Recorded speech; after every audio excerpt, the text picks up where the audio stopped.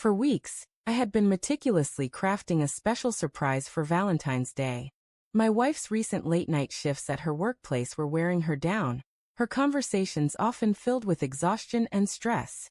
To lift her spirits, I decided to bring a spark of joy to her office.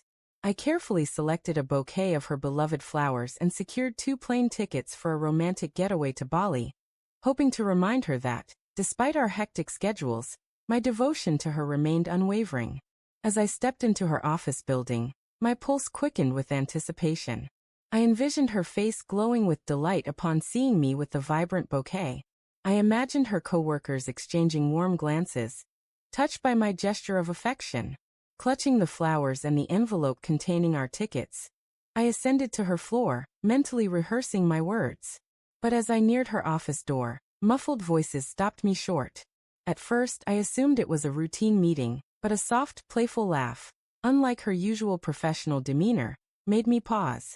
Hesitant, I gently nudged the door ajar to peek inside. The sight before me rooted me to the spot. There she was perched on her desk, leaning toward a man I recognized as her coworker. His hand rested casually on her thigh, and she made no move to stop him. Instead, her face radiated a warmth I hadn't witnessed in months. My heart constricted, and the bouquet quivered in my grasp. I desperately wanted to believe I was mistaken, but when she leaned in to kiss him, all doubt vanished. It was deliberate, unmistakable. My throat tightened, and the envelope slipped from my fingers, landing silently on the carpet. They were too absorbed in each other to notice. Finally, I pushed the door open wider, the creak startling them. Her face drained of color as she saw me standing there. The man stepped back quickly, mumbling something incoherent. She faltered, saying, "This isn't what you think," but her words rang hollow. I had seen enough. Without raising my voice, I set the flowers down on her desk, right where she had sat moments before with him. "Happy Valentine's Day," I said softly, my voice shaking but resolute, slicing through the heavy silence. She reached for me, but I pulled away.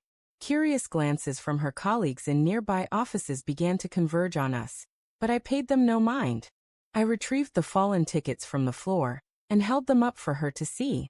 These were meant for us, a chance to reconnect. "But it seems you've already made your choice." Tears streamed down her face as she pleaded, claiming it was a fleeting lapse, insisting she still loved me. But the sting of betrayal cut too deeply, shattering the trust one had held so dear. I couldn't see her the same way anymore. My love, my faith in us, years of devotion, all crumbled in an instant. Without another word, I turned and left the office, her sobs echoing behind me. The bouquet, once a symbol of our bond, now represented the wreckage of our relationship. As I walked through the building, people stared, but I kept moving, my mind numb, my heart weighed down by grief. That night, instead of sharing a romantic Valentine's evening with my wife, I sat alone in our quiet living room, staring at the empty chair across from me. The silence was overwhelming. I replayed her late nights, her excuses, her constant fatigue. Suddenly, it all clicked into place. In the days that followed, she bombarded me with calls, texts, and even visits, begging for forgiveness. But the image of her with him haunted me, inescapable no matter how hard I tried to push it away. Trust, once shattered, doesn't mend easily. In time, I made the painful decision to file for divorce.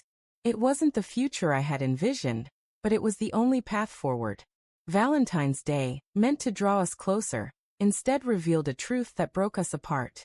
Yet, in its pain, it also liberated me from a love that had ceased to be genuine.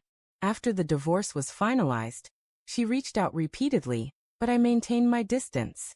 She had chosen a path that demolished everything we had built, and I refused to linger in the shadow of her betrayal. Gradually, I turned my focus inward, seeking healing, rediscovering peace, and reclaiming the person I was before the lies consumed us. Months later, word reached me through mutual friends that she was consumed by regret. The man she had risked our marriage for had abandoned her, and she confessed to losing the one person who truly cared for her. By then her remorse held no weight. I had closed that chapter of my life, leaving her to face the consequences of her choices.